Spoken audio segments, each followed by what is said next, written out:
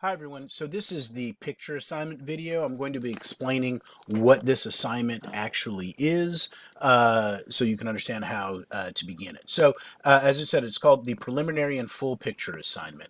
That's because there's a preliminary section that is where you're going to do something that's just shorter, kind of like a rough draft that I'll comment on, and then you'll have a full assignment later on.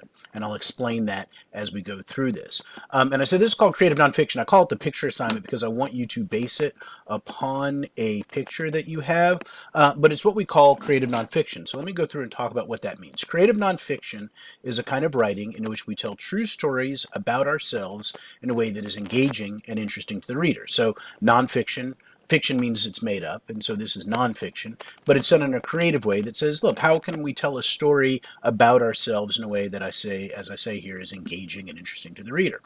Such writing should also help the reader come to some larger realization about the writer's experiences and how those experiences connect to ideas and issues in the world around us. So what we want to do then is, instead of just saying, look, here's this thing that happened to me yesterday. I went to the store and the person gave me back too much change and I gave the change back.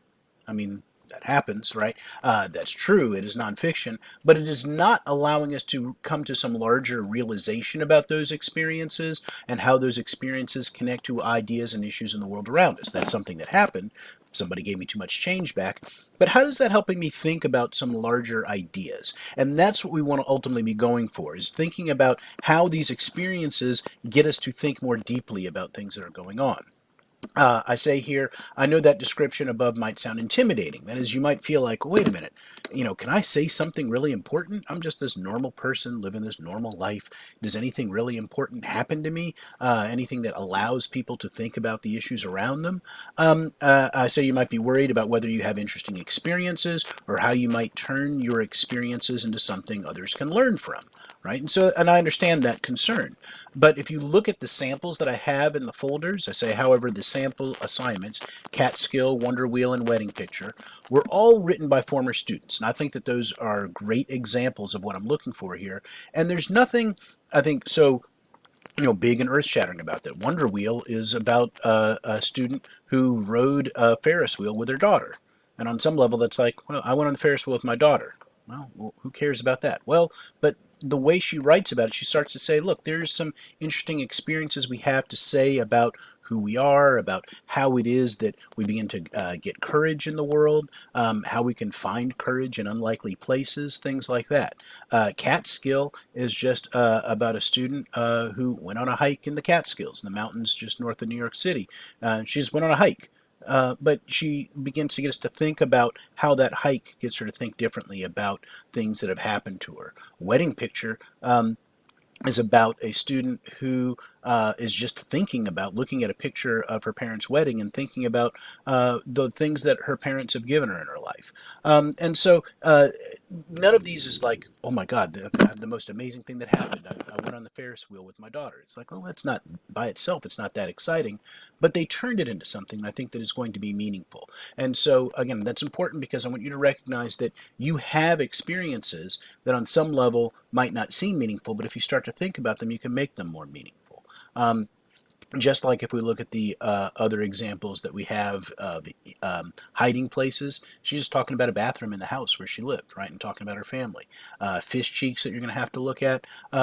Fish Cheeks, she's just talking about she just happened to she had a crush on a boy who came over for dinner. And we start to turn that into something a little bit deeper. And so look at how we can take these everyday, ordinary experiences and we can make them into something that gets people to think about their own lives more deeply. So they were all written by former students and all begin with something that might not seem so special, but that becomes more special through the way the events are described. And so that's what you want to think about. So the preliminary picture assignment is the first step in creating the longer creative nonfiction assignment. First, you need to find a picture that is meaningful to you for some reason. Please note that it does not need to be a picture of you, although it certainly can be. It could be a picture of a friend or a family member or a room or your dog or the street. I didn't include pictures necessarily with the samples that I gave you because people might not want their pictures in there. But sometimes they are, Wonder Wheel is just a picture of the Wonder Wheel. We don't have to have a picture of the the person, the people who are actually going to be riding Wonder Wheel. Um, it can be anything that you want. Then in 250 words or more, explain why the picture is important to you. Don't worry at all about choosing the perfect picture. This is mainly a practice assignment. So you can always change the picture later on. If you don't, that should say want, not want, not what, if you don't want to use it for the full picture assignment. So the preliminary picture assignment is just 250 words long, and it's just where you are figuring out what you might want to be writing about. So relatively short, just starting to think about this. And I can get a sense, the idea is that I'm going to get a sense of how you're writing, get a sense of what you're doing, make some suggestions. And then if you want to continue on and make the full picture assignment out of that same picture, you can do that. Or if you want to say, yeah, I see what I did there, but given some of your comments, maybe I want to choose a different picture, that's fine as well. So whichever works for you. So the preliminary picture assignment is just 250 words. That's relatively short, just to get an exercise to get you thinking about what's going on. Then, for the full picture assignment, you can either choose a new picture or expand on your preliminary picture assignment. Either way, the full picture assignment needs to be at least 750 words long, which is about 2 double-spaced pages. All of the examples that I gave you, Catskill, Wonder Wheel, and Wedding Picture, those are all about 750 words, as is Panama's. Mine is about 750 words long. As well. So it gives you a sense of I didn't give you a sample preliminary, but the sample full, you can see about how long that needs to be. In your preliminary assignment, you mainly summarized, meaning that you gave a broad over idea of what the picture meant to you, because it's only 250 words long.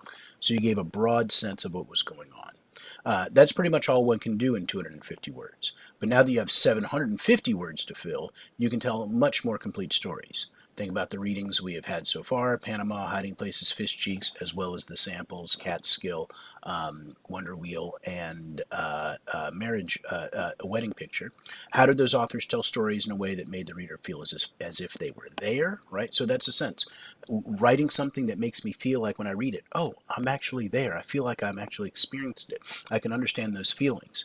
One of the things I'll say sometimes is that we all know that feeling of having done something that we thought was really exciting or really interesting, and we try to explain it to our friends, and we get kind of frustrated, and we're like, you just had to be there. And one of the things I think that we want to do when we're writing like this is we don't give ourselves that option of saying you just had to be there. We have to write in a way that makes the reader feel as if they were there. So what kind of examples do we include that help the reader feel as if they are actually there? What kind of details did they include? Think about how you can include similar elements in your own writing. And so that's an important component of this. I've given you a lot of samples. Again, from me, from professionals in Hiding Places and Fish Cheeks, as well as in the sample student essays. And so think about what you can learn from those. And that's one of the things we have in the discussion boards. I wanted you to think about what elements the writers were using there, and then you can say, oh, I see what they're doing here. I see the way that they describe this. Maybe when I describe something, I can do something similar, and that'll help the reader feel like they're actually there. So think about all those things as you read through and as you begin working on the assignment.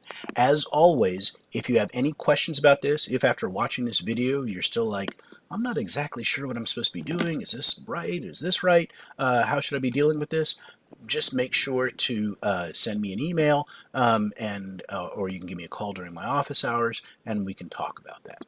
So that's the assignment. Get started working on it and we'll talk about it forward.